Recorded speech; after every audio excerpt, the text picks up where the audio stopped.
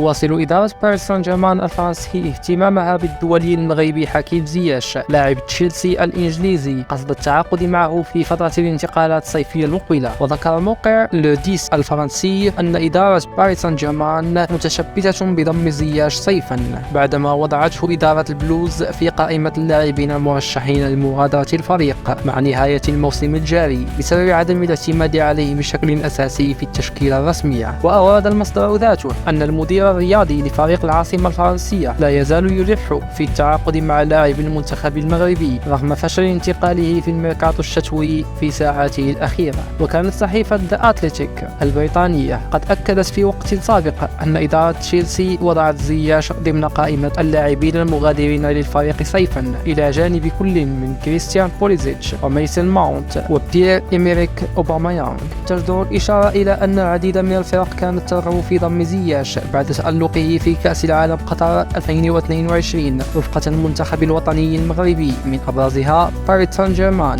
وميلان الإيطالي ونيوكاسل الإنجليزي.